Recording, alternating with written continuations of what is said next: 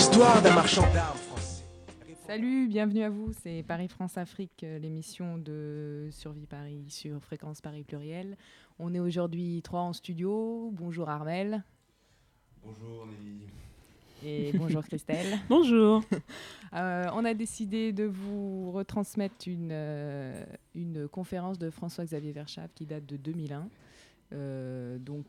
Qui revient un peu sur certains processus de la France-Afrique et qui nous permet d'avoir un éclaircissement sur des thèmes qu'on utilise assez fréquemment. On vous retrouve tout à l'heure. À tout à l'heure. À tout à l'heure.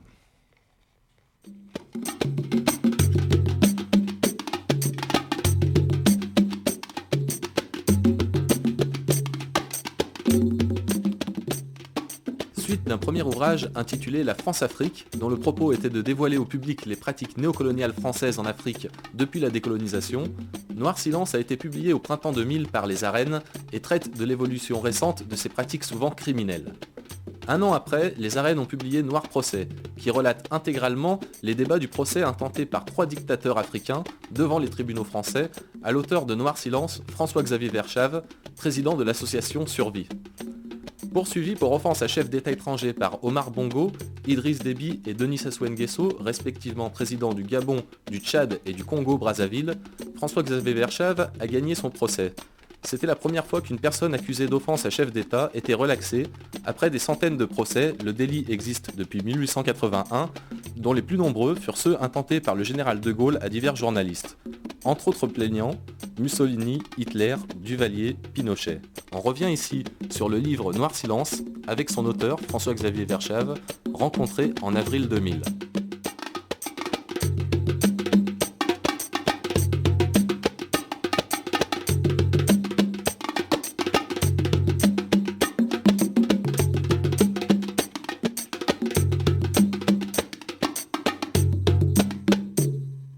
Noir silence parce qu'en fait, on s'aperçoit dans des événements récents épouvantables, comme au Congo-Brazzaville, qui en termes de nombre de victimes est l'équivalent du Kosovo, de la Tchétchénie et du Timor réunis, qu'il y a une responsabilité française massive et que personne n'en parle en France. On est dans un blackout total.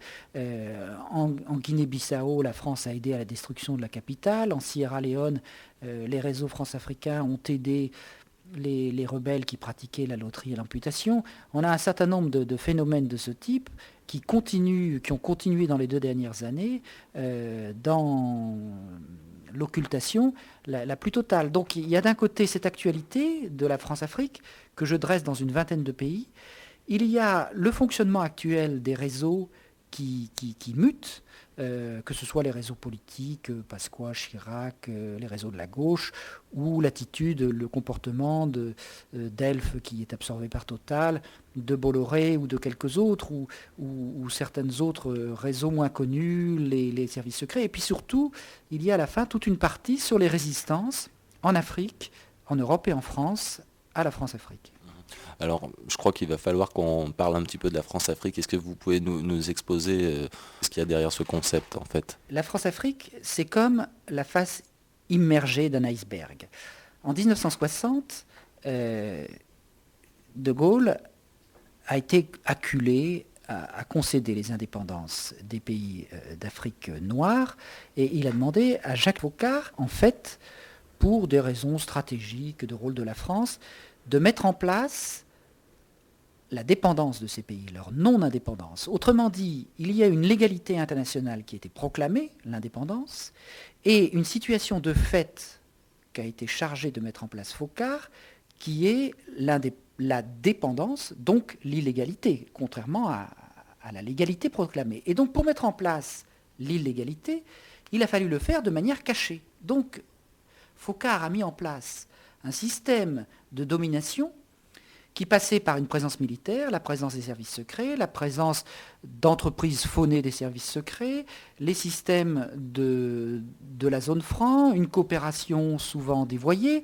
une fraude électorale. Donc tout un mécanisme de dépendance qui était la réalité dominante, comme les 90% de la face immergée de l'iceberg, par rapport à ce qu'on voit, qui est tout blanc, qui est tout propre, qui est la relation diplomatique. La réalité, c'est une relation occulte, qu'elle soit financière, barbouzarde, militaire, monétaire, politique, etc. Alors, ce système qui a été mis en place, c'est ça que j'appelle la France-Afrique. Ça a été mis en place avec la complicité d'un certain nombre de dirigeants africains qui ont été installés au pouvoir par la France, par la force ou par la fraude électorale, et avec comme récompense de s'en mettre plein les poches et de se bâtir des fortunes considérables. C'est un peu comme au temps de l'esclavage. L'esclavage s'est fait avec la complicité d'un certain nombre de potentats locaux. Eh bien, la relation France-africaine s'est mise en place avec la complicité d'un certain nombre d'hommes politiques locaux, et ce système qui au début répondait à une raison d'État, à une stratégie française, a dégénéré peu à peu, parce que les acteurs de cette relation franco-africaine, progressivement, à force de faire des choses illégales, même s'ils ne l'étaient pas au départ, se sont transformés en voyous avec des méthodes de voyous, et parfois carrément en mafieux.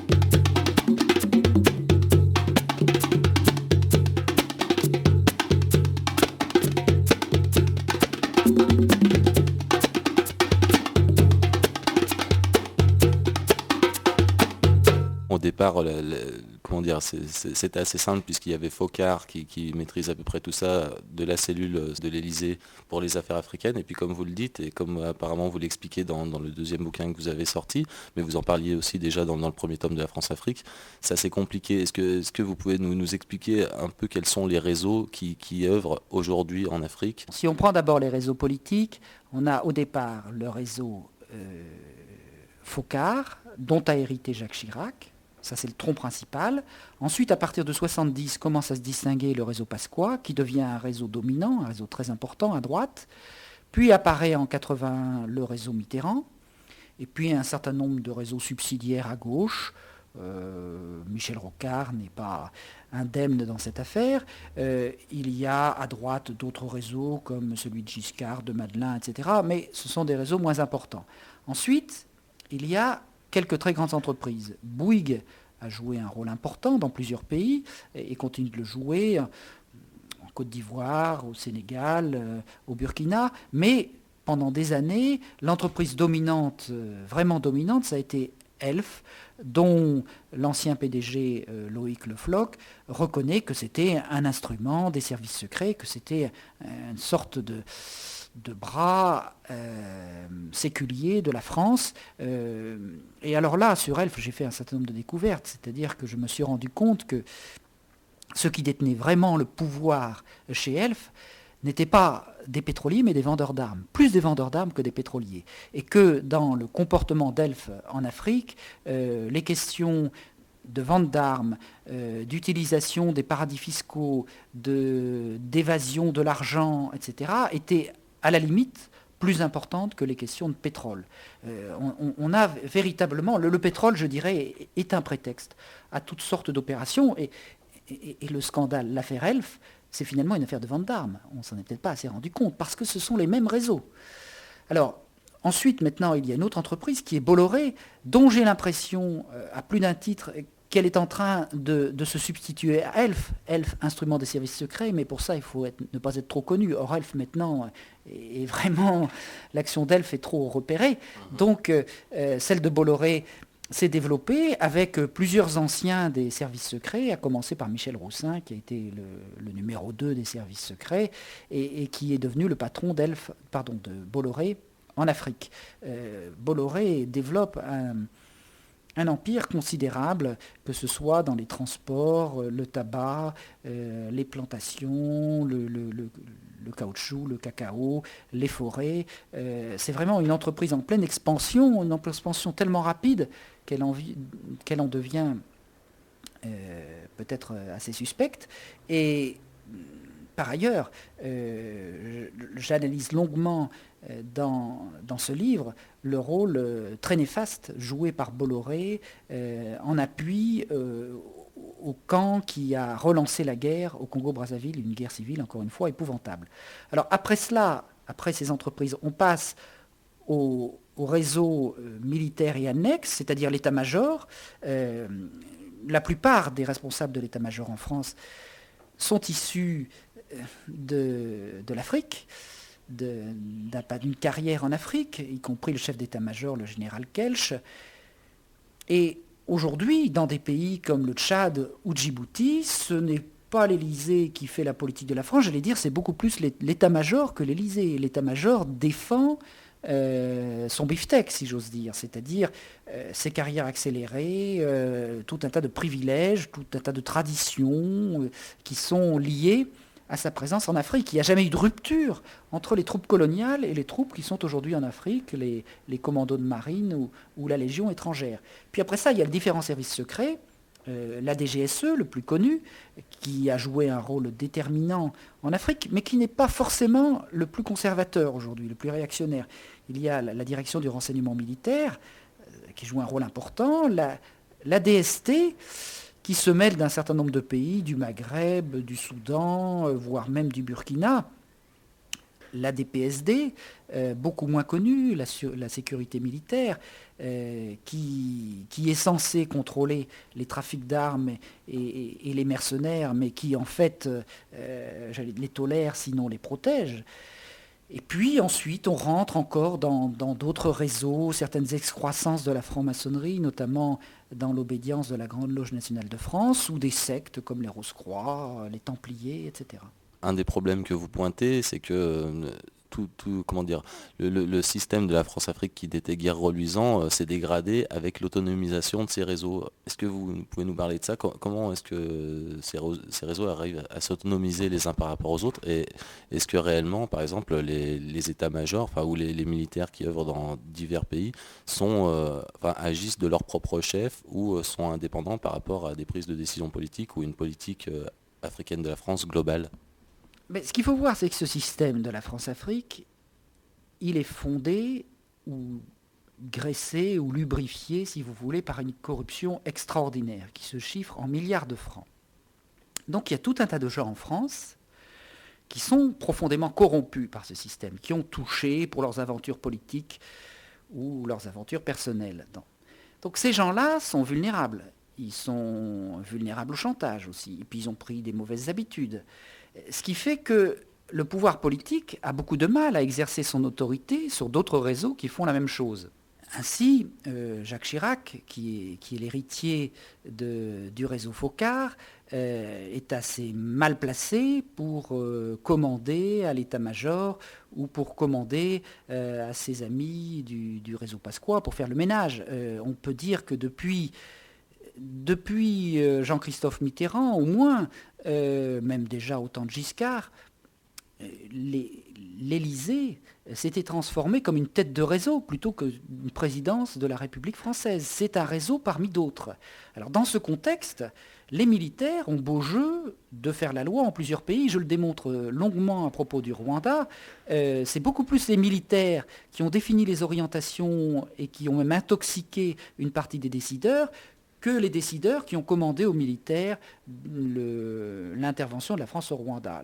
Les militaires ont joué un rôle majeur. Et je décris aussi une autre dérive qui est, depuis l'engagement des forces spéciales au Rwanda, on a plus que l'impression d'avoir assisté à la constitution autour du président de la République d'une forme de garde présidentielle en France, constituée par les troupes spéciales, que ce soit l'infanterie de marine, la Légion étrangère ou d'autres, qui permet au président de la République de mener des guerres secrètes avec de vrais faux mercenaires, c'est-à-dire des soldats qui ont à peine le temps d'enlever leur uniforme puis de le remettre après avoir fait un séjour comme soi-disant privé ou mercenaire, comme on l'a vu récemment au Congo-Brazzaville. Donc tout ça, ce sont des évolutions extrêmement dangereuses, des formes de privatisation, y compris à l'Élysée.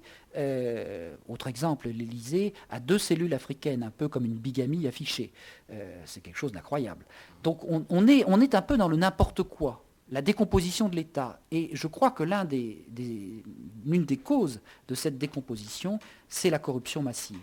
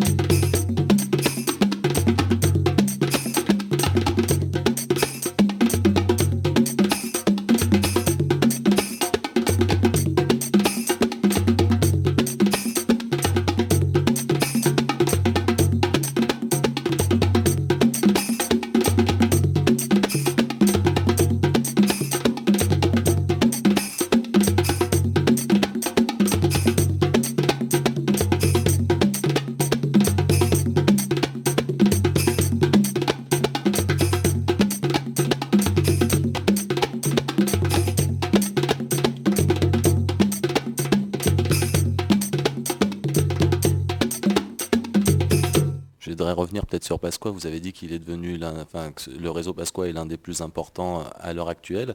Pasqua était pas mal égratigné dans le premier tome de la France-Afrique. Il y a même eu un procès. Alors est-ce que vous pouvez nous parler de ce procès et comment il s'est terminé finalement? Oui, j'avais écrit sur Charles Pasqua 13 passages assez raides. Il n'en attaquait qu'un seul, sur l'affaire Carlos au Soudan, la livraison de Carlos par le Soudan.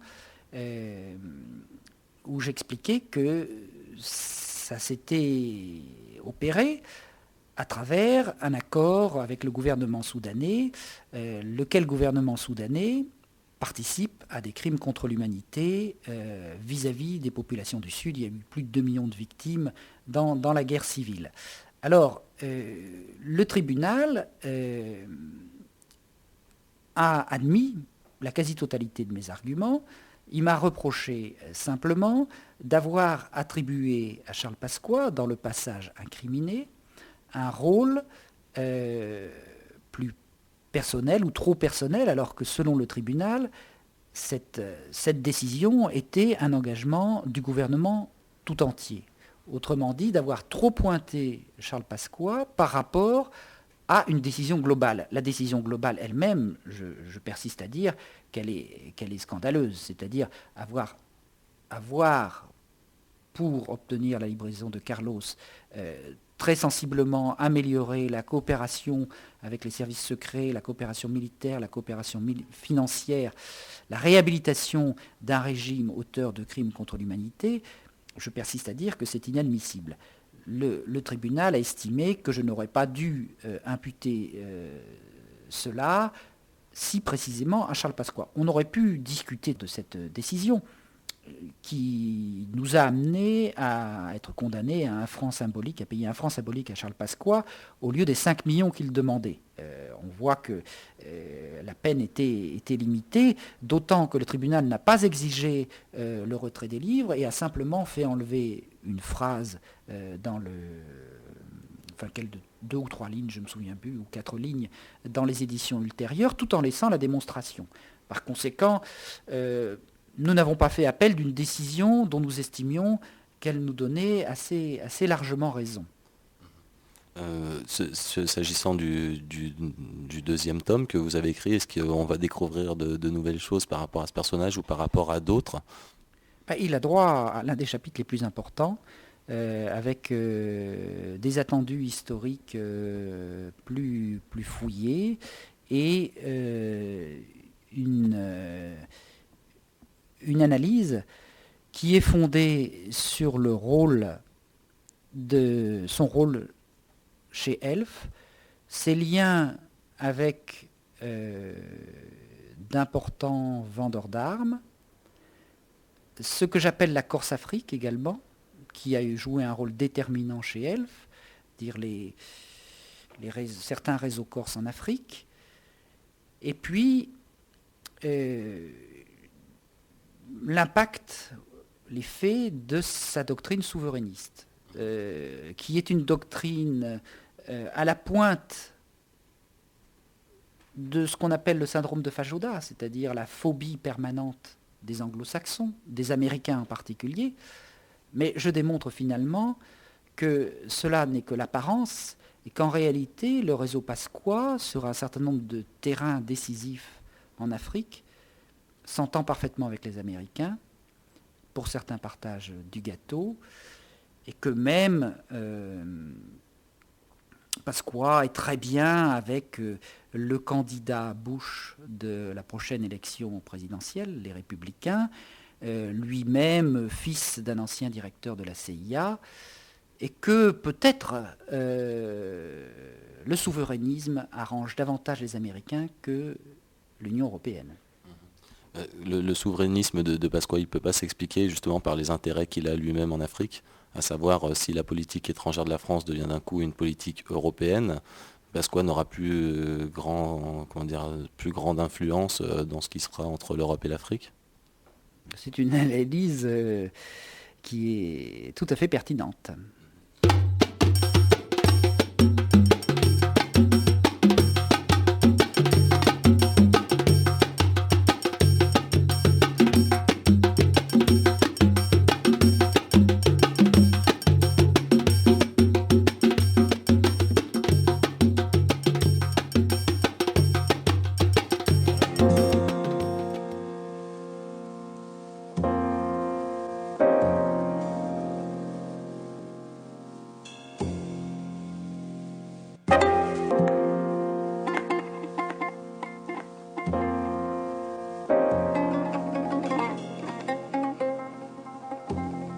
C'est l'histoire d'un marchand d'armes français, répondant au nom de tirailleur. Un nom prédestiné, nous direz-vous d'ailleurs. Son grand-père était poilu en 14-18, mort à Verdun, bref. Tirailleur Jean-Pierre, de son prénom a deux passions, l'Afrique et les armes. Des armes de tout calibre qui découlent en Afrique. Activité juteuse pour lui, le fric n'a pas d'odeur, ne fait pas d'état d'âme. Peu importe où vont les armes, les vents plus le front. Après tout, ce ne sont que des armes, se foutent de leur usage, des dommages, des carnages. Ces morts par milliers, tout ce sang qu'ils propagent. La seule chose qui compte à ses yeux, c'est la marge, le bénéfice net, l'intérêt qu'ils dégagent.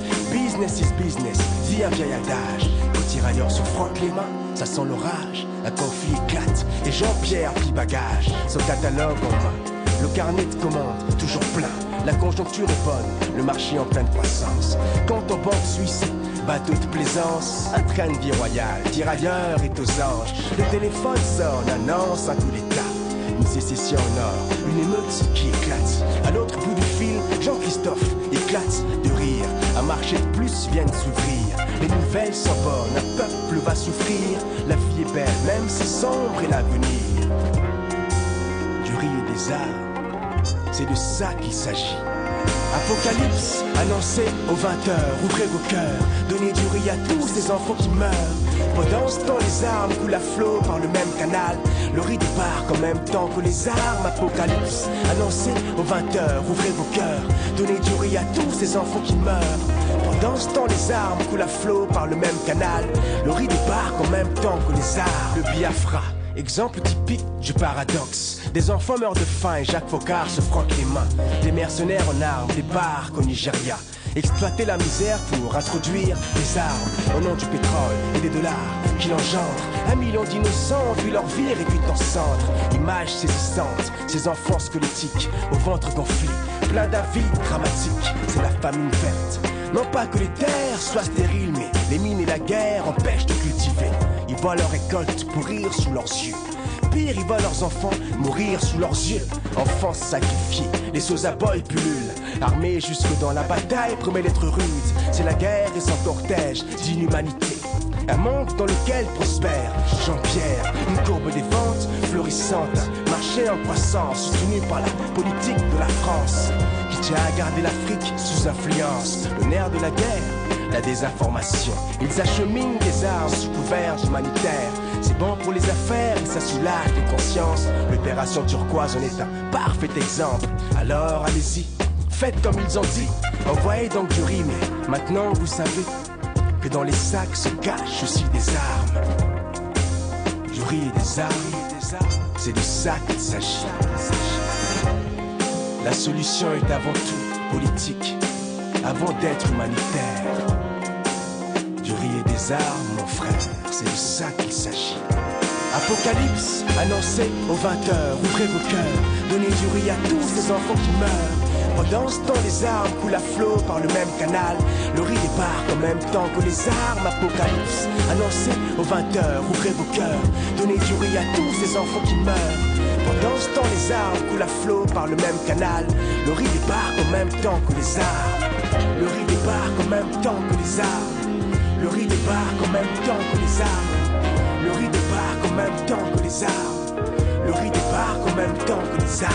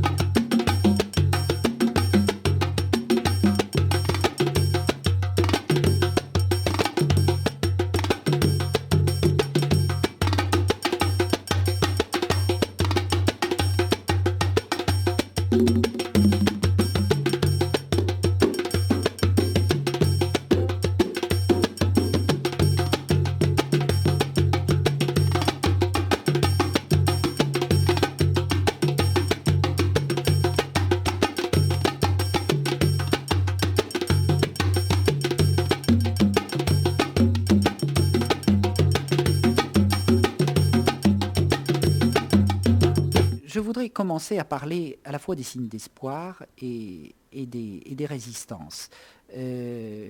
Car il y a beaucoup de choses qui se passent. Ce qui est certain, c'est que la France-Afrique ne sera pas éternelle, elle ne sera plus très longtemps supportée. Malheureusement, le problème, elle peut durer encore une bonne dizaine d'années et en attendant commettre des dégâts très importants, peut-être irréparables. Il n'est pas à l'abri peut-être d'un ou deux autres Rwanda, tellement tout cela est incontrôlé, tellement il y a de mauvaises habitudes. Donc le problème, c'est d'accélérer la fin de cette politique inqualifiable et dont j'allais dire, j'ai honte pour la France. Je parlais tout à l'heure de l'exemple de l'Autriche. Je crois que nous devrions avoir honte de ce qui s'est fait dans un certain nombre de cas en Afrique depuis 40 ans. Nous devrions vraiment regarder en face tout cela. Mais se pencher sur son passé, c'est extrêmement difficile. Nous n'avons pas envie de regarder cela. Des phénomènes comme le massacre de centaines de milliers de personnes au Cameroun au tournant des années 60, dans une guerre digne du Vietnam, ne figurent dans aucun livre d'histoire en France, bien entendu. Donc nous ne voulons pas savoir. J'ai écrit ces livres pour les citoyens français. Il se trouve que les Africains sont beaucoup plus intéressés par ces descriptions historiques ou actuelles que par les Français, pour les raisons que je vous explique. Et c'est pourquoi je pense que 85% du changement, au moins, viendra de l'Afrique, du fait que les choses ne sont plus supportées ou admises en Afrique. Le reste viendra de l'Europe ou de la France pour une petite partie. Alors sur l'Afrique, il y a des choses qui bougent et de manière considérable. Si on prend ne serait-ce que les 12 ou 15 derniers mois, on a connu des échecs majeurs de la France-Afrique en Guinée-Bissau, où la tentative de quasi-annexion franco-sénégalaise a échoué, avec à la clé une élection démocratique tout à fait inattendue. On a un échec au Niger, où le dictateur france-africain a été renversé et ça a été suivi par l'une des très rares élections totalement incontestées en Afrique depuis 10 ans, où le candidat élu n'était pas le favori de ceux qui avaient renversé le dictateur, ce qui est un signe, et où tout le monde a reconnu qu'il y avait eu des élections impeccables. Et ça, c'est le peuple nigérien qui a quelque part imposé sa volonté à la France. Il y a eu l'affaire du l'affaire de la Côte d'Ivoire, où au départ, il y a eu un coup d'État organisé par un certain nombre de sous-officiers et d'officiers, clairement anti-France-Afrique. Alors ensuite, comme la Côte d'Ivoire est au cœur de la France-Afrique, justement, ils ont été chercher un officier qui était plutôt bien vu à Paris pour éviter une intervention française. Et c'est dans ce contexte que, dans l'exécutif parisien, il y a eu des discussions assez vives entre l'Élysée, partisan de soutenir l'ancien président Bédier, et Matignon, qui s'est aperçu qu'une intervention française serait probablement vouée à l'échec, aurait eu des conséquences dramatiques. Donc la sagesse a prévalu. Le général Gay, appelé par les mutins, était suffisamment bien vu par un certain nombre de militaires français pour que la transition se fasse en douceur. Donc la France-Afrique va probablement tenter de retrouver ses appuis en Côte d'Ivoire, mais le mouvement initial, qui a été très fortement appuyé par la population, était un mouvement de changement. De même au Sénégal, même si Wade est lui-même fort lié au réseau France-africain, Wade, le nouveau président élu tout récemment, l'ensemble de la population, enfin une grande majorité de la population, voulait en finir avec le système Diouf, un système pourri, corrompu, basé sur la fraude électorale. Et il y a eu une invention tout à fait remarquable de la part du peuple sénégalais pour faire échouer la fraude électorale, soutenue dans de nombreux pays par la coopération française. Eh bien, cette fraude électorale qui passe par le trucage de la comptabilisation des résultats, après qu'on ait récupéré les décomptes dans les bureaux de vote et dans les urnes, a été court-circuitée par tout un jeu mis en place par les citoyens sénégalais avec des téléphones portables et des radios locales. Les résultats de chaque bureau ont été presque séance tenante publiés sur les ondes, interdisant ensuite tous les magouillages informatiques au niveau de la comptabilisation des résultats. Et ça, quelque part, c'est une parade qui fera probablement école. C'est-à-dire que, enfin, jusqu'à présent, et puis encore dans pas mal de cas, on peut peut-être parler du Togo à ce niveau, la France participe carrément, enfin des ressortissants français participent à la fraude électorale dans divers pays africains. Voilà, nous l'avons démontré clairement dans des pays comme le Tchad, au Gabon c'est aussi manifeste. Depuis qu'il y a eu le fameux discours de la Baule, où la France a consenti à la démocratie en Afrique, de même qu'elle avait consenti nominalement à l'indépendance en 1960, il y a eu au départ une ou deux élections à peu près acceptables. Disons qu'il y a eu une élection en Centrafrique, mais à part ça, dans quasiment tous les cas, le résultat a été l'inverse du vote des électeurs, que ce soit au Cameroun, au Togo, au Tchad, au Niger, au Gabon, etc. Donc, il y a eu une espèce de violation de la volonté populaire, qui est un véritable scandale, d'autant qu'elle s'est faite tandis que la France, prétendument, avec l'argent de la coopération, notre générosité publique, faisait une assistance à ces scrutins, une coopération électorale. Tout ça, cette partie obscure, c'est toujours le même problème. Vous avez la face émergée de l'iceberg, tout blanc, la France qui aide à la démocratie en Afrique en payant des urnes, etc. Et puis vous avez la face immergée de l'iceberg, c'est-à-dire un certain nombre de coopérants, entre guillemets, électoraux, des spécialistes de la fraude informatique qui viennent aider à mettre en place les différents trucages qui inversent le résultat. Ces faits sont connus même en France par les gens qui s'y intéressent comme vous. À l'étranger, qu'est-ce qu'on dit des pratiques françaises dans ce cas-là? Est-ce qu'elles sont les mêmes pour les anglo-saxons? Est-ce qu'il n'y a pas des gens qui dénoncent tout ça en Belgique aussi? Là, c'est un vaste terrain. La France-Afrique, c'est quelque chose de spécial. Le système Focard, cette négation des indépendances, qui est une négation totalisante, sinon totalitaire, puisqu'elle mettait en place à la fois un verrouillage politique, barbouzard, économique, militaire, monétaire. Ce verrouillage n'a pas d'équivalent dans les anciennes colonies anglo-saxonnes ou belges ou portugaises. Ces pays ont accédé au degré 1 de l'indépendance, alors que dans les anciennes colonies françaises, on est au degré 0. Le degré 1 est très loin d'être le paradis. Il y a toujours un tas de problèmes. Les Anglais sont aussi corrupteurs que les Français, ce ne sont pas des saints, bien entendu. Mais les Anglais n'ont pas maintenu ce carcan conjoint militaire, financier, barbouzard, etc., dans les différents pays qu'ils avaient colonisés. Et que ce soit en Ouganda, au Kenya ou dans d'autres anciennes colonies anglaises, les gens peuvent avoir de très mauvais gouvernants, des dictateurs, mais ils savent que c'est leur problème, que ce ne sont pas des dictateurs qui ont été installés par les Britanniques. Alors que quelqu'un comme Le Floch-Prigent, l'ancien PDG d'Elf, disait clairement « Biya, c'est Elf qui l'a installé au nom de la France ».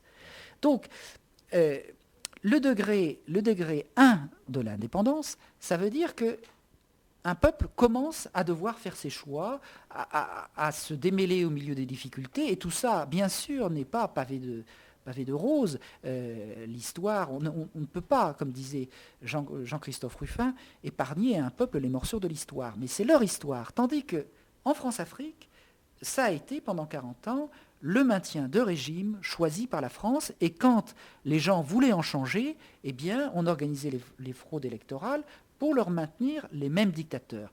Et c'est ça qui est tout à fait insupportable et qui a été bousculé au Niger, je viens de le dire, qui a été bousculé quelque part au Sénégal, même si Wade risque de passer un certain nombre d'accords avec la France-Afrique. Il y a des changements qui commencent à s'opérer, des refus, des mises en échec. Et c'est cela qu'il s'agit de considérer et d'aider.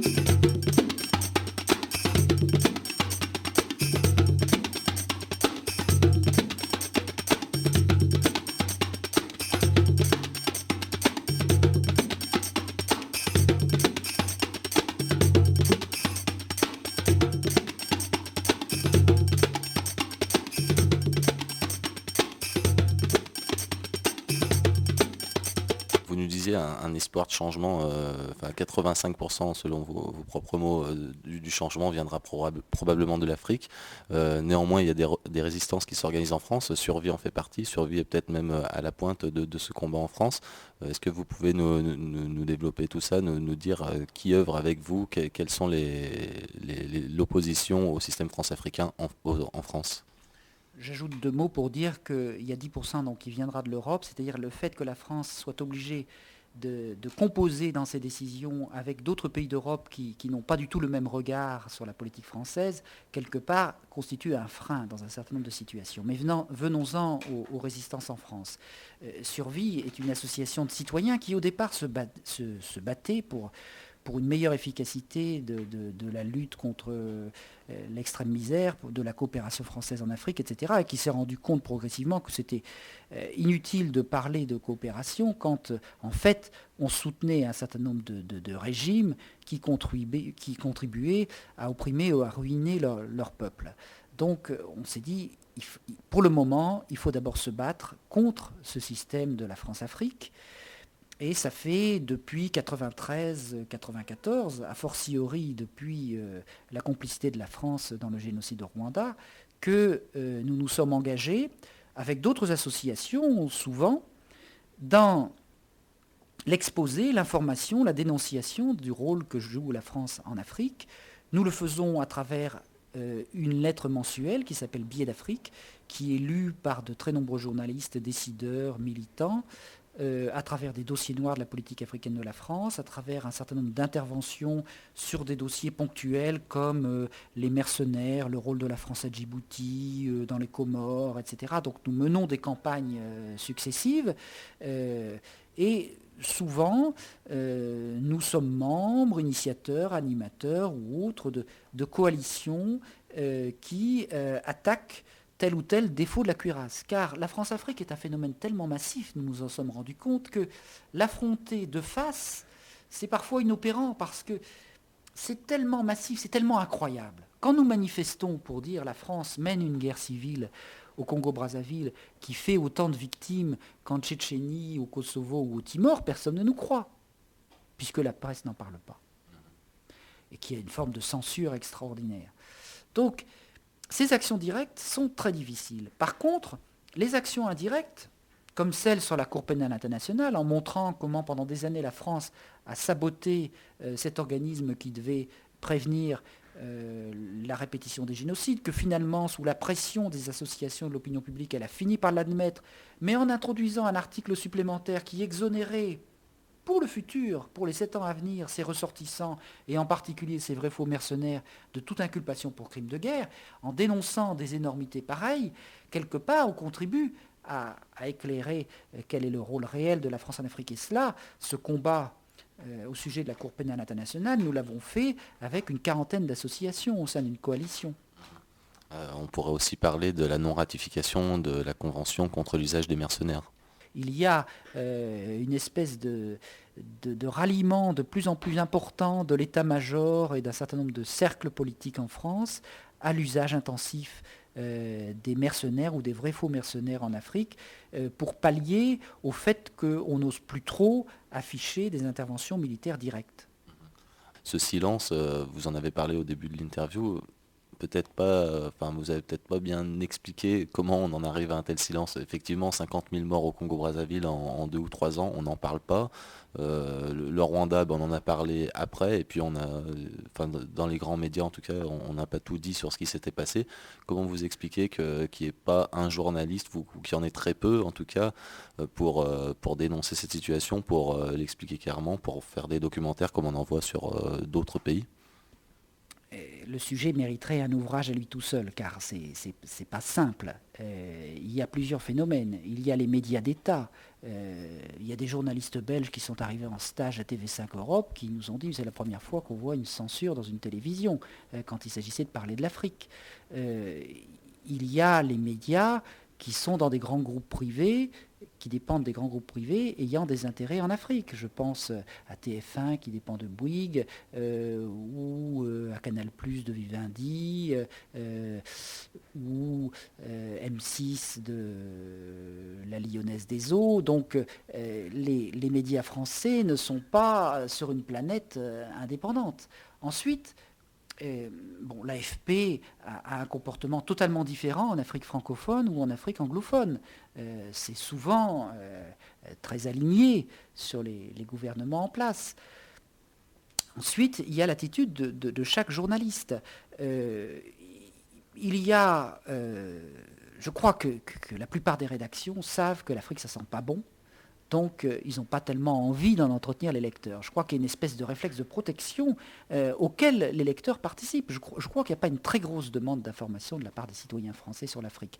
Donc, quelque part, ça donne un alibi aux rédactions de ne pas en parler, puisqu'ils disent que ça n'intéresse pas les lecteurs. Puis ensuite, les journalistes qui traitent de ces questions sont soumis à de très fortes pressions, parfois à des quasi-censures. Alors, il y en a qui se laissent faire, il y en a qui résistent. Il y a un certain nombre de journalistes libres dont les propos sont intéressants, mais ils sont peu nombreux. Il y en a d'autres qui, quelque part, sont circonvenus.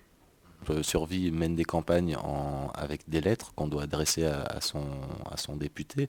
Les députés, j'imagine, sont alertés là-dessus. Il y en a peut-être même, il me semble qu'il y en a un certain nombre qui vous soutiennent dans vos initiatives. Comment se fait-il que le débat n'aille pas plus loin, qu'il n'y ait pas d'interpellation du gouvernement sur ces thèmes ou qu'elle ne fasse pas plus de bruit que ça ? Mais il y a des interpellations de plus en plus nombreuses. Les députés, députés ne sont pas tous très audacieux. Dans certains cas, on leur fait comprendre que l'argent de leur campagne est quand même financé par ces affaires. Mais les interpellations sont de plus en plus fréquentes. Il y a eu des interpellations de députés sur la Convention sur les mercenaires qui ont fait réagir le gouvernement. J'ose pas a fait mine de s'apercevoir qu'on avait oublié de la signer. Sur la question de la Cour pénale internationale, il y a eu de très nombreuses interventions, la plupart nous donnant totalement raison, trouvant scandaleux cet article 124 rajouté par la France et qui l'exonérait des crimes de guerre. Sur le Congo-Brazzaville, il y a eu un certain nombre d'interventions. Sur Djibouti, il y en a eu de très fortes, et le budget de la coopération avec Djibouti a failli ne pas passer. Donc le combat au Parlement, qui n'est pas très facile parce que il y a des gens quand même qui ne veulent pas, les députés RPR ne veulent pas contredire Jacques Chirac, les députés socialistes ne veulent pas contredire trop ouvertement Hubert Védrine, etc. Il y a quand même des avancées. Il y a eu un rapport sur le rôle des compagnies pétrolières en Afrique mené par 3 députés, la Verte, Marie-Hélène Aubert, le socialiste Pierre Branat et l'UDF Roland Blum, qui est un rapport extraordinaire. C'est vraiment le rapport peut-être le plus explosif qui a été publié depuis longtemps par le Parlement. Et ce rapport, quelle en sera la conséquence ? Est-ce qu'il va être lu ? Est-ce qu'il l'a été ? Est-ce que vous en entendez vous-même quelque chose ? Ce rapport est une mine d'informations. Il a eu un impact non négligeable en Afrique. C'est un point d'appui pour les combats des associations, parce que quelque part, ce n'est pas seulement ce qu'ils racontent eux, ce que nous racontons nous, c'est aussi un document du Parlement français. Bien entendu, tous ces combats, n'ont pas de résultats instantanés. C'est des progrès, on fait monter la pression, on rend des choses plus difficiles, etc. C'était un entretien avec François-Xavier Verschave, président de l'association Survie, à propos de son ouvrage Noir Silence, paru au printemps 2000 aux éditions Les Arènes. À lire du même auteur, même éditeur, La France-Afrique et Noir Chirac, paru à la veille des présidentielles de 2002. Enfin, toujours publié par Les Arènes, Noir Procès. Pour des informations régulières sur l'actualité de la France-Afrique, le site de l'association Survie, www.globnet.org/survie, et la publication mensuelle de l'association, Les Billets d'Afrique. Musique extraite de l'album The Drummer of the Nile Goes South de Mahmoud Fadel, interview, montage, Yvan Linossier.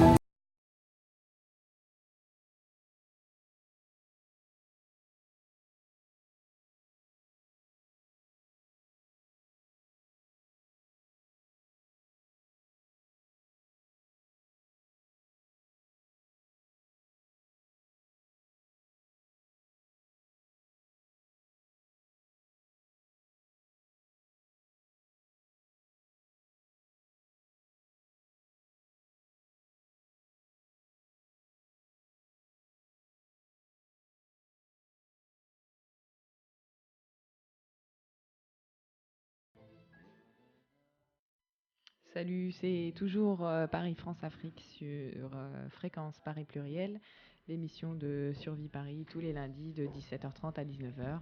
Donc on vient d'écouter un enregistrement de 2001 de l'ancien président de Survie, François-Xavier Verschave. Et il cite notamment disons des changements démocratiques qui ont eu lieu au début des années 2000 et donc forcément on va réactualiser un tout petit peu ce qu'on sait parce que malheureusement ça s'est pas aussi bien terminé que prévu. Donc Christelle va nous parler un peu de la Côte d'Ivoire dont parlait François-Xavier Verschave. Alors justement, sur la Côte d'Ivoire, on peut se demander qu'est-ce qui s'est passé depuis toutes ces années, donc depuis 2001, à savoir Laurent Gbagbo, qui a été élu en 2000, est toujours au pouvoir actuellement. Il devait y avoir des élections en novembre 2005. Ces élections, on les attend toujours. Elles ont régulièrement été repoussées d'année en année jusqu'à aujourd'hui. Donc là, on est en 2009. Il devait y avoir des élections le 29 novembre. Apparemment, pour l'instant, on n'en sait pas plus, mais les élections ne pourraient pas normalement se tenir le 29 novembre, puisqu'il y a plusieurs choses qui n'ont pas encore été faites, notamment la liste provisoire électorale. Donc, ces élections ont été plusieurs fois repoussées. On se demande s'il y aura des élections. En tout cas, elles ne peuvent pas se tenir avant 2010 théoriquement. Donc, je vous parlais de la liste. Il y a également le processus démocratique qui peine à se mettre en place, notamment le désarmement des belligérants des deux côtés. Donc voilà. Et si vous voulez avoir plus d'informations, on a fait une émission, donc c'est l'émission 17, que vous pouvez retrouver sur afriradio.net. En parlant tout simplement de désarmement, il y a eu un rapport des Nations Unies là, qui vient d'être publié, voilà. Et donc qui dit que les deux belligérants se réarment à tour de bras actuellement. Donc ce qui ne laisse rien augurer de bon effectivement sur la suite des événements. Même s'il devait y avoir une élection, on se pose la question de savoir si l'acceptation du jeu démocratique, et s'il y a jeu démocratique, effectivement, c'est aussi un paramètre à mettre en évidence. Si effectivement il y a un résultat qui sort des urnes et qu'un des candidats est élu à la présidence de la République de Côte d'Ivoire, si ce résultat sera accepté par un camp ou un autre. Donc ça aussi c'est le type de questions que l'on peut se poser actuellement. Il y avait aussi le cas du Niger sur lequel on voulait revenir et François-Xavier Verschave qui parlait d'une forme de démocratisation au début des années 2000. Alors, c'est vrai que le Niger avait connu, après une démocratisation au début des années 90, un coup d'État en 96 et avait eu le bonheur, entre guillemets, d'avoir en décembre 99 des élections libres qui ont porté Mamadou Tandia à la tête de l'État. Alors, Mamadou Tandia, je pense qu'on en a parlé très récemment. On a une émission sur le Niger qui date de 2 semaines sur justement le coup d'État constitutionnel qu'il a réalisé pour pouvoir se maintenir au pouvoir. Donc malheureusement, là encore, la suite des choses a fait que, bien qu'il soit venu au pouvoir de manière démocratique, ne sont pas forcément des grands démocrates pour autant. Effectivement, il y a eu... cette année, il y a eu véritablement un tour de vis qui a été mis en place au Niger, avec effectivement une radicalisation effectivement du pouvoir en place, la mise en place d'une réforme constitutionnelle qui permet effectivement à l'homme fort en place au Niger de se présenter une troisième fois, si je me trompe, aux élections. Non, c'est ça, troisième fois. Oui. Aux élections présidentielles, alors que la Constitution ne le permettait pas. Les opposants au régime actuellement sont pourchassés. Les militants de droits de l'homme et les associations attenantes eux-mêmes sont pourchassés, mis en prison. Donc la situation n'est certainement pas bonne et les espoirs nés des élections de 1999 sont déjà très très lointains pour ce qui est du Niger. Mais pour revenir sur la Côte d'Ivoire, effectivement, sur la question du processus, non, tu voulais pas. En fait, je voulais simplement dire que, effectivement, pour la liste, de toute manière, elle n'est pas encore effective, mais quand elle le sera, il faut 1 mois pour les retours et pour les éventuelles modifications de cette liste. Ensuite, il y a une nouvelle publication qui vient, et suite à ça, on peut vraiment organiser les élections. Donc, de toute manière, on ne peut pas avoir d'élection le 29 novembre. Voilà. Ouais, ça c'est évident. Pour le Niger, pour revenir sur ce que tu disais, Armel, c'est vrai qu'aujourd'hui, on assiste à une répression extrêmement importante de toute la société civile et la société et les hommes politiques suite au changement constitutionnel effectué par Tandja. Et je pense qu'on aura l'occasion de donner des détails un peu sur ce qui se fait, parce qu'une rencontre doit avoir lieu entre le pouvoir en place et l'opposition prochainement dans un pays voisin du Niger. J'ai oublié quelle était au Nigeria, je crois d'ailleurs. Et il y a peut-être des accords qui vont se passer, des accords un peu plus démocratiques qui pourraient avoir lieu entre l'opposition et le pouvoir en place. Certains aussi des militants qu'on connaît et qu'on a pu recevoir ici à Paris-France-Afrique subissent des pressions et doivent repasser prochainement devant le tribunal. Donc on aura aussi l'occasion de parler des développements démocratiques du Niger. On a quelques actualités france-africaines ou africaines. Juste un mot par rapport au Niger, en fait. On sait que par rapport au référendum, suite au référendum, le lendemain matin même, il y avait plusieurs affiches dans la ville de Niamey pour remercier le peuple, des grandes affiches qui disaient merci, et on peut quand même se poser la question à savoir quand est-ce que ces affiches ont eu le temps de se mettre, d'être produites et de se mettre en place. Ouais. Et donc, c'est quand même assez étonnant et assez drôle. Voilà. Pour les actus, oui. On va commencer...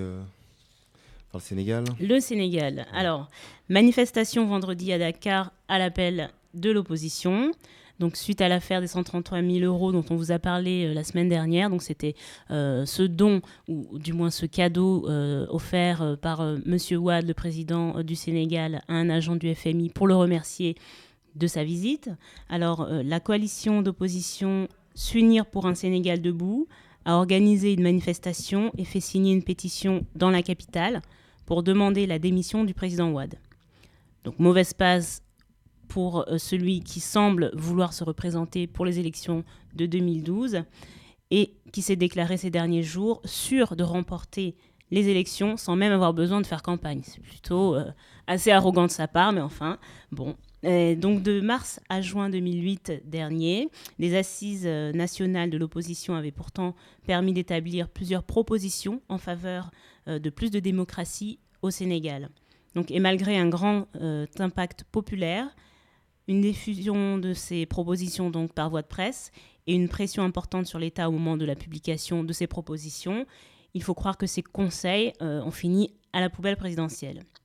Donc on peut se demander, est-ce que M. Wade serait maintenant prêt à faire les poubelles ? Oui, à faire les poubelles pour contenter une partie du peuple qui fait appel et qui demande son départ. Voilà. On va poursuivre avec le Congo. Donc effectivement, grande nouvelle au Congo. Total annonce une augmentation de sa production de 25%. Donc, à rappeler que le Congo est le 4e producteur de pétrole au sud du Sahara, après le Nigeria, l'Angola et la Guinée équatoriale, si je me trompe. Donc c'est une très bonne nouvelle effectivement pour l'État congolais. En fait, je voulais plutôt dire pas pour l'État congolais, pour les dignitaires congolais, puisque effectivement nous apercevons, nous savons effectivement que la population ne bénéficie pas de la manne pétrolière, que les infrastructures sanitaires et sociales sont complètement brinque-ballantes et que la situation ne s'améliore pas. Denis Sassou Nguesso, effectivement, sûrement remercie d'une façon ou d'une autre, et lui-même se remercie du soutien, alliés, du soutien apparemment de ses alliés habituels, et fait des petits cadeaux comme ça. Donc voilà, au nom du peuple congolais. C'est très généreux de sa part. Ah ouais, et tous ses amis France-africains doivent être très contents de cette nouvelle manne. Ouais, exactement. On poursuit avec la Tunisie. Oui, la Tunisie. Alors, bel exemple de démocratie en Tunisie. En tout cas, rappelez-vous qu'il y a quelques semaines, le président Ben Ali était largement réélu dans le pays. Bon, Ben Ali, ça fait un moment qu'il est au pouvoir de toute façon, donc voilà. C'est un nouveau démocrate sur la place africaine. On peut se poser la question, notamment suite aux publications qu'on a pu voir fleurir un peu partout, notamment en France. Bon, la blogueuse, en tout cas, Fatma Arabica, pourrait en témoigner. Elle vient d'être libérée samedi 7 novembre dans la matinée, après 5 jours de captivité dans les geôles du pays. Cependant, l'unité centrale de son ordinateur est toujours confisquée, ainsi que le cahier sur lequel elle notait tous ses mots de passe. Par ailleurs, la jeune femme fait toujours l'objet d'une enquête de police qui cherche à découvrir l'identité d'autres blogueurs anonymes. Donc évidemment, c'est bien connu, quand on en a un, on en veut plusieurs, et notamment tous ceux qui gênent. Donc voilà, c'est sûrement la raison pour laquelle on tente également de faire taire une autre voix dissidente, à savoir Taoufik Ben Brik. C'est un journaliste et un écrivain tunisien. Et l'homme est incarcéré depuis le vendredi 6 novembre.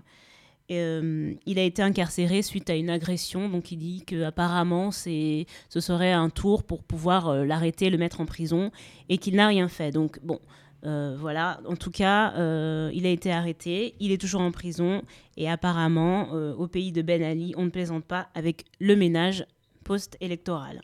C'est toujours aussi intéressant d'avoir des nouvelles de la Tunisie, puisque effectivement la Tunisie a de nombreux amis ici en France, et très difficile effectivement de communiquer sur ce pays. À rappeler que le 7 novembre c'était le 22e, si je me trompe pas, le 22e anniversaire de l'accession de Ben Ali au pouvoir. Il me semble que c'est ça, voilà. 22 ans. Ouais.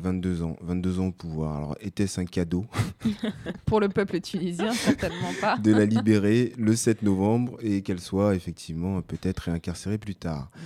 Ce qui est fortement possible. Voilà. Tout est possible chez Ben Ali. Nous allons poursuivre avec effectivement quelque chose d'historique. Nous sommes aujourd'hui le 9 novembre.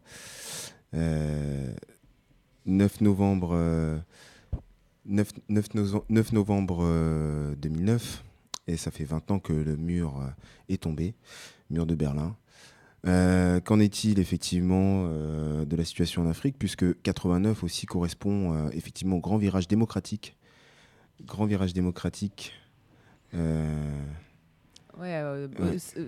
Sacré par le discours de La Baule de 1990. Exactement. De notre ami Mitterrand. Avec la mise en place des conférences nationales au Bénin, au Zaïre, l'ex-Zaïre, effectivement. Et donc, on peut se poser la question de savoir qu'est-ce qu'il en est réellement. On peut s'apercevoir effectivement qu'un mur est tombé, un autre a été érigé. Les populations sont carrément emprisonnées en Afrique. Elles doivent fuir, un petit peu comme à l'époque aussi à l'Est. Il fallait prendre d'autres voies et moyens, toutes proportions gardées bien entendu, mais le processus démocratique en Afrique est complètement au point mort. Les élections de cette année ont pu montrer un certain nombre d'exemples à travers l'exemple congolais, mauritanien, etc. Et c'est marrant d'ailleurs de constater que pendant les élections, il y a vraiment une coupure technique ou technologique. Il n'y a plus Internet, on ne peut plus passer de coups de fil. Et vraiment, les populations dans ces cas-là sont vraiment coupées du monde et emmurées. C'est le cas de le dire. Voilà. C'est vrai que malheureusement, tout à l'heure, on revenait sur les exemples qu'avait dit François-Xavier Verschaff dans son interview de 2001 et que l'actualisation de ces exemples nous montrait que le processus démocratique n'avait pas beaucoup avancé, mais il expliquait aussi quelque chose de très important, c'est que l'information, elle, circule, et que même si les systèmes en place sont extrêmement durcis, les gens ne sont plus dupes, et aussi en Europe non plus. Il y a une certaine ouverture de l'information, et on se rend de mieux en mieux compte de ce qui est en train de se passer. Ça ne veut pas dire qu'on a nos armes suffisamment affûtées pour pouvoir s'en défendre, mais c'est aussi un des atouts, l'information. Et effectivement, les années 80, c'était très très opaque. La situation et même le quotidien des gens en Afrique n'était pas du tout perçu comme ça l'est actuellement. Un seul exemple, il y a une dizaine d'années, ne serait-ce que traiter de la France-Afrique pouvait amener des gens en prison, ou bien devant les tribunaux. Et 10 ans plus tard, effectivement, c'est un terme qui est repris par tout le monde et qui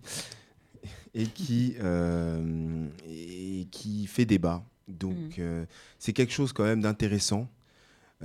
Certes, le processus démocratique est en panne, mais clairement en panne. Mais l'information circule, et les citoyens ordinaires sont maintenant de plus en plus au courant de ce qui se passe réellement, et ne perçoivent plus la situation africaine comme une espèce de fatalité, mais plutôt comme un espèce de désordre organisé dont les commanditaires sont Et notamment, on peut le voir avec la jeunesse africaine qui s'empare de l'outil Internet. Il y a de plus en plus d'activités autour des cybercafés. La jeunesse est vraiment très active et s'intéresse vraiment à ces questions politiques-là. Et moi, j'ai constaté, et elle se réveille, elle est moins dupe que les générations précédentes, je trouve. Et justement, on va faire au mois de janvier une émission sur les étudiants en Afrique. C'est au programme. Voilà. Si tout va bien, parce que nos programmes ne sont pas toujours respectés. On va essayer de les respecter. On va écouter une petite musique, et puis on va revenir avec l'agenda pour finir l'émission sur FPP 106.3. À tout de suite.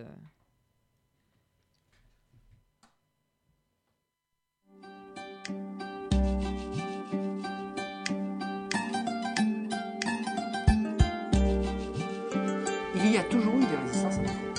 Tout au long de la traite, de l'esclavage, de la colonisation, il y en a toujours eu. Occident, Afrique, de sombres ficelles se tirent en coulisses. Loin de nos médias, il mène l'Afrique au supplice. Son sort se les cite surtout au nord et trop ignore que l'indépendance est factice, qu'en secret et en silence agissent ceux qui infligent à l'Afrique tant de sévices. Ceux qui la pillent impunément, ils tissent leur toile à service du sang de ses fils, leurs mains rougissent, puisse la vérité éclater aux yeux de tous. Réseau, trafic, criminel, diplomates et complices, puisse l'Afrique se faire terre de justice. Que la vérité, la franchise des puissances dominatrices, elle n'effacera pas des cicatrices, mais qu'au moins dans la paix, la transparence nous réunisse. Je n'aime pas ce peuple qui est mandeur et persifleur. Un peuple adulateur, des dirigeants mongols fiers qui bougent au gré du vent des caprices de l'Occident. Aouyendeme, Kanga Safaga, Akungro Bigolo, Prafineno, Gaukomnya Yele, Prafina Ketaganye, Ni Aoute, Abasana Mona, Tonka Juru Baula. Des milliers d'Africains qui jettent à la mer leurs embarcations, misent leur vie, les ont tout derrière sans hésitation. Beaucoup vont mourir noyés, broyés, pendant que nos députés votent les bienfaits de la colonisation. Afrique à la France tapillée, elle s'est grillée par le soutien des dictateurs en place, n'exportent qu'à la France quelques billets. Maghreb, Sénégal, Mali, Côte d'Ivoire, c'est avec votre sang qu'ils abreuvent les sillons nos livres d'histoire. La jeunesse africaine en a marre d'apprendre l'histoire occidentale imposée dans ses écoles. La jeunesse africaine en a marre de perdre son monopole sous le contrôle des métropoles, des bases militaires françaises, des coups d'état présidentiels, des mercenaires tombés du ciel. Le clapette, l'Afrique se meurt dans ce malaise. Donne l'alerte, l'indépendance totalitaire. Exode rural, urbanisme sauvage, gros déficit de politique sociale, dirigeants bancal, corruption normale. Tout le monde veut s'enfuir dans pays des Touba. Une France qui se sert, qui laisse la merde et prend que le bon.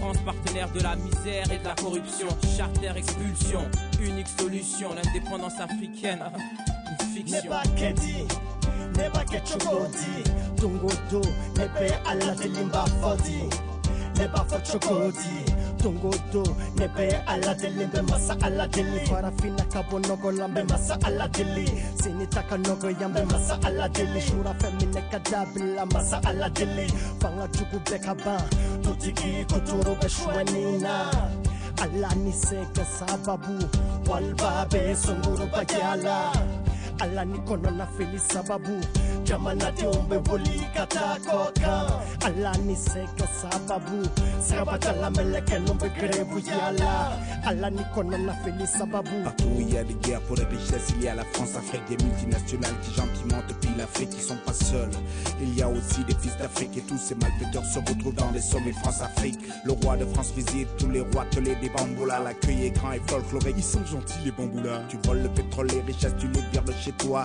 tu viens chez eux ils chantent ils dansent ils t'accueillent comme un roi Hey yo Dixon, je check le mec pour donner mon apport c'est d'accord alors allons-y avec mon hardcore Babylone nous escroque, Babylone nous exploite Babylone ne nous aime pas, Babylone nous déteste le tiers-monde s'écroule sous le poids de la dette impossible de rembourser, y a plus de recettes ils continuent à piller toutes nos richesses et l'Afrique n'a plus de dette, ne nous prenez pas la tête dirigeants dirigés, Afrique bafouée mondialisation parachutée, Afrique exploitée Ouka Sierra Leone de nous teketike Ka Angola de nous diamachoué Ouka Ivoirien de nous nintike Ouka Malien de nous sanouchoué Première étape, naissance dans une tour de béton des fers de la tête aux pieds comme dans les champs de coton tu vas à l'école mais échoueras comme la plupart des potes tu récoltes les fruits du passé et de l'époque tu renforceras le modèle en toc adolescence pourra se passer à tour je t'ai en bloc ta mémoire se perd dans l'histoire tu en veux aux autres le système t'a éduqué tu en seras l'apôtre 3 tantôt le maître tantôt l'inférieur parasité à l'intérieur comme de l'extérieur au final tu restais l'esclave le colonisé inactif celui qui véhicule ses symboles mondialisés la France-Afrique dans le sang dans les gènes l'histoire falsifiée se raconte sans aucune gêne conclusion même si tes enfants naissent dans la plus belle des maisons dehors ils subiront toujours la loi du colon. Le vrai problème, c'est que nous sommes tous un peu des enfants et nous rêvons d'un système politique, d'un régime politique où il y ait des bons à la tête de ce régime et nous puissions nous reposer. La démocratie n'existe pas dans le repos. N'importe quel imbécile peut prendre le pouvoir. Par contre, le jour où les contre-pouvoirs font plus leur boulot, il n'y a plus de démocratie, il n'y a plus grand-chose.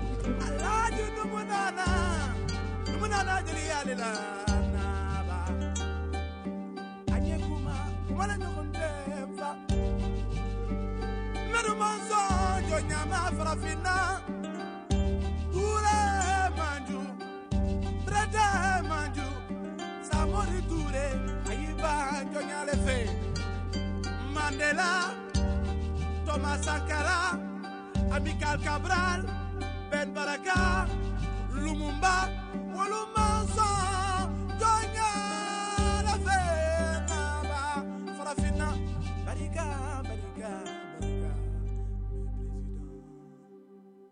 Le Gabon, c'est quand même un pays assez caricatural.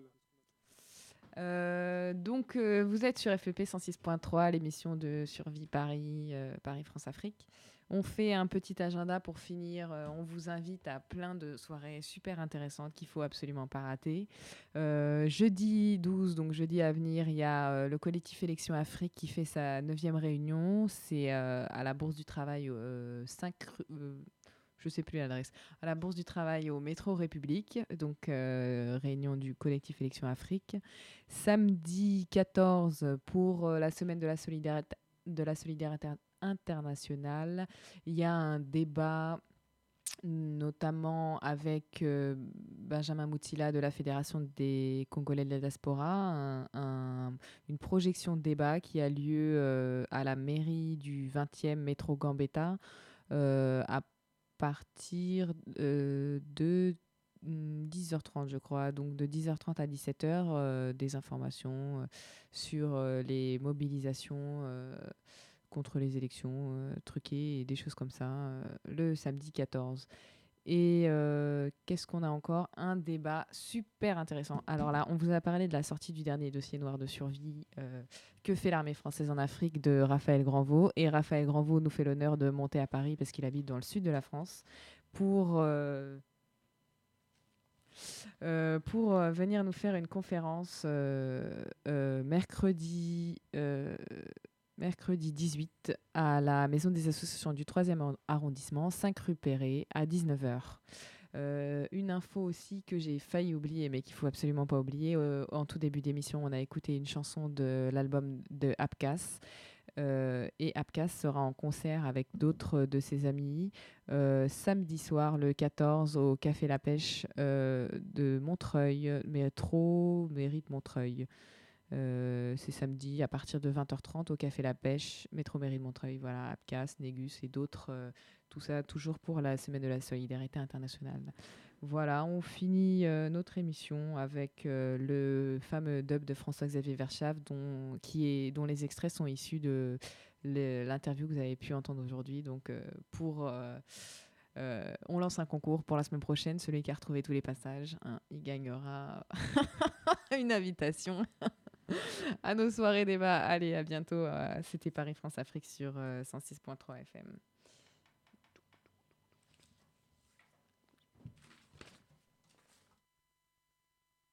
Répression de la grande...